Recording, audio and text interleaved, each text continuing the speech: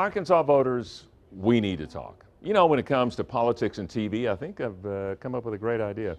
You know how on network TV news, they have these pharmaceutical commercials, and then at the end of them, you get all these side effects. I'm thinking we ought to do that with political ads on TV.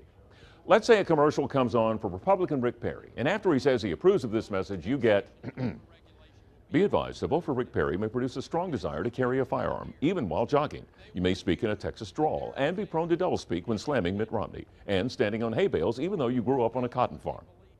Or after a re-election ad for President Obama. Caution, a vote for President Obama may induce a swelling of the brain so that all situations are overly analyzed to exhaustion. Other possible side effects may include a tendency to speak like Mr. Spock of Star Trek, need of a teleprompter, protruding ears, and a tendency to dither. See, just like drugs, every vote we cast has side effects. I think it'd be valuable with every candidate, every issue, to know what those are. Okay, so much for Craig's Twist 33.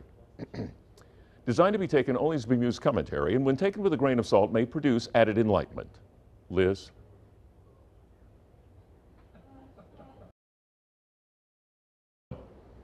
It's kind of an odd, almost awkward moment that quickly turns into something you don't forget. I stood out in front of the Clinton Library today reading the names of AIDS victims. This was in observance of World AIDS Day. I spent 15 minutes like all the readers. No one was there to watch, not that I expected that. I didn't recognize any of the names either, with the exception of Rock Hudson. And to my left, the quilts, each one a tribute to an AIDS victim. 99.9% of these quilts were made before the year 2000. And the implication there is that AIDS is under control in this country. But Arkansas, don't be fooled. Only 28% of the 1.2 million Americans with HIV currently have it under control. We have a ways to go. But get this, Republicans and Democrats have actually come together to promise a $50 million increase in AIDS funding. Chances are good the quilts and the name reading will return next November. If they do, I recommend you look up the quilt dedicated to Arkansan David Lane Vick. His epitaph he wrote himself before dying. It reads, "It's hard to believe I've spent part of my life ignoring the sky, forgetting my friends, omitting God. It's strange to think I've spent some of my time not seeing the earth, bemoaning my fate."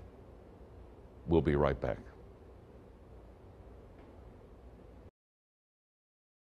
We are trying to help you get a message to your lawmakers about the debt ceiling crisis. Craig O'Neill is live in Cabot with more. Craig? We're at Knight's Grocery in Cabot. What a beautiful turnout we've had so far. Putting your name on this banner means that you want to get it done, that you are a person of action, that you really would urge Congress, no matter what plan they come up with, to come up with one soon because of the looming debt crisis that is in front of us all. It also means that you are a person that believes in solutions. You are solution-oriented. For us to make something happen, we have to make something happen. Come sign the banner here at Knight's Grocery in Cabot. By the way, come to find out, our country has defaulted twice, according to economist Carmen Reinhart. It happened in 1790 when international debt after the Revolutionary War was insurmountable.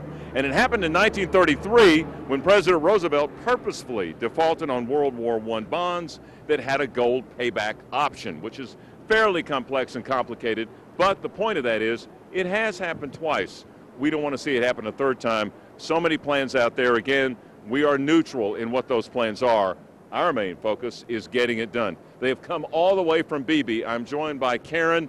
Karen, why did you drive over to Knight's here in Cabot to sign our banner? Mainly because I'm on Social Security.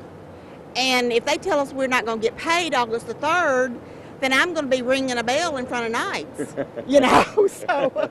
Selling pencils. Right, selling pencils or whatever. And then too, you know, that concerns the military. And, you know, my dad, both of my brothers, my husband, my son, they were all in the military. So, you know, I'm for the military. And it just, you know, I'm wanting to make a trip to D.C. to talk to Obama myself, you know. Well, you have signed the banner. We will be talking for you. We are an advocate for you. Okay. It is the Get It Done Tour. Come by and join us at Knight's Grocery. We will be back with more.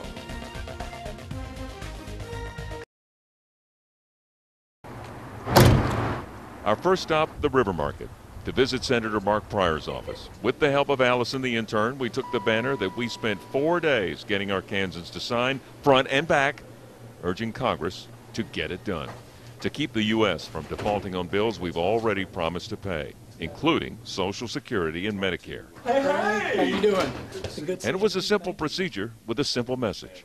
A staff member poses with the banner, Allison takes the picture, it's emailed to the senator with the appropriate text, get it done. Once assured the senator would get it, we moved on. To Senator Bozeman's office we go. Once again, same routine. We take the banner to the Republican senator's office. Once again, met with a smiling staffer. Yes, how's it going? All right. The picture, the email, the message, get it done. And our last stop, Congressman Griffin's office. They too, there at the office, saw the names of the Arkansans. Names of Republicans, Democrats, independents, of Tea Partiers, and lifelong liberals, all together with one message on one banner, in hopes the unity rubs off on a government that seems gridlocked. We did get protests phoned into the station. Some viewers thought this was too political. This was not a news station's job.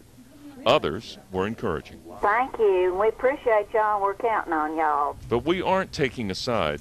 We're taking a stand with all Arkansans in saying, get it done. Awesome, baby.